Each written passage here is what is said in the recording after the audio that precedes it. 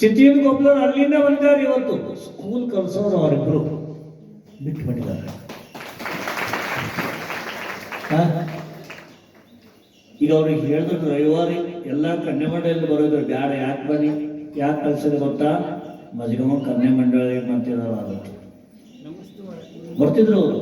ಇವತ್ತೆಲ್ಲ ಮಜ್ಗಾಂವ್ ಕನ್ಯಾ ಮಂಡಳಿ ಎಲ್ಲ ಹೋದ್ರು, ಯಾರು ಇಲ್ಲ.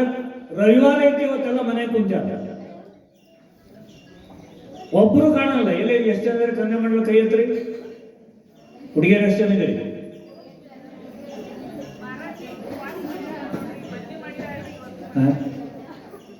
ಒಂದು ಎದ್ದಾರು ಹೇಳ್ರಿ, ಕೈ ಚಾಂಡ್ ಕಾಲ ಮಾಡ್ತಂದ. 1 2 3 4 ಇವ್ರನ್ನೇ ಅನಿಸಿದ್ರಿ. ಕೂಸೈತೆ ಸೀರೆ ಒಳಗೆ ಏನಾಗಿತ್ತು ನೋಡ್ರಿ. ನಮ್ಮ ಸಣ್ಣ ಸಣ್ಣ ಪಾಠಶಾಲೆ ಮಕ್ಕಳು ಸೀರೆ ಉಟ್ಕೊ ಬಂದ್ಯಾರ.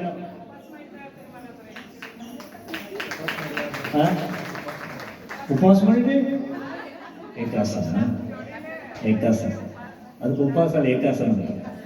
ಏಕಾಸನ ಮಾಡಿದ್ವಿ.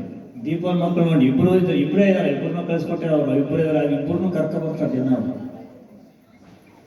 ಅವ್ರನ್ನೆಲ್ಲ ಇಲ್ಲಿ ತಂದು ಹಚ್ಚಬೇಕು, ಧರ್ಮ ಸಂಸ್ಕಾರ ಕೊಡಬೇಕು. ಅದು ನಿಮ್ಮ ಕರ್ತವ್ಯ ಐತಿ. ನಾವು ಹೇಳ್ತಾ ಇದ್ದೀವಿ ಅಷ್ಟೇ, ನಾವು ಜಾಸ್ತಿ ಮಾಡೋಕ್ಕಾಗಲ್ಲ, ಎಷ್ಟು ಹೇಳೋರು ಅಷ್ಟೇ. ನಾವು ಏನು ಮಾಡೋರು? ಸಂಸ್ಕಾರ ಕೊಡ್ರಿ ಕನ್ಯಾ ಮಂಡಲದವರಿಗೆ. ನೀವೇ ನೋಡ್ತಾ ಇದ್ರಿ ಮೊಬೈಲ್ ಟಿವಿಯಲ್ಲಿ ಏನೇನು ಆಗ್ತೈತಿ ಪ್ರಪಂಚದಾಗ. ಧರ್ಮ ಸಂಸ್ಕಾರ ಐತೆ ಅಂದ್ರೆ ಅವರು ಈ ಜನ್ಮದಂತೂ ಸುಖಿಯಾಗಿರ್ತಾರೆ, ಈ ಜನ್ಮದಂತೂ ಹೆಸರು ಗಳಿಸ್ತಾರೆ, ಮುಂದಿನ ಜನ್ಮದಲ್ಲೂ ಕೂಡ ಸುಖಿಯಾಗಿರ್ತಾರೆ, ಹೆಸರು ಗಳಿಸ್ಕೊಂಡಿರ್ತಾರೆ. ಮಹಾಸತಿ ಸಾವಿತ್ರಿ ಕಥೆ ಎಲ್ಲ ಕೇಳ್ತಿರಲ್ಲ ನೀವು?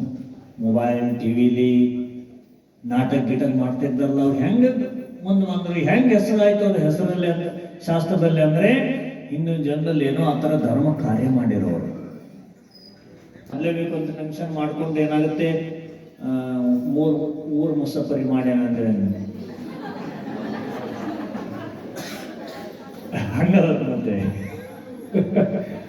ನಮ್ಗೆ ಟೆನ್ಷನ್ ಇಲ್ಲ. ಆದ್ರೆ ನಿಮ್ಮ ಪುರುಷರಿಗೆ ಸಂಸ್ಕಾರ ಕೊಡ್ಬೇಕು, ಮಕ್ಕಳಿಗೆ ಸಂಸ್ಕಾರ ಕೊಡಬೇಕು. ನಿಮಗೆ ಚಿಂತೆ ಇದ್ರೆ ನಮ್ಮ ದುಕಾನ್ ಖುಲ್ಲ ಐತಿ, ಏನ್ ಬೇಕಾದ್ರೂ ಖರೀದಿ ಮಾಡ್ಕೊಳ್ಳಿ. ಅಲ್ಲಿ ಚುರುಮುರಿ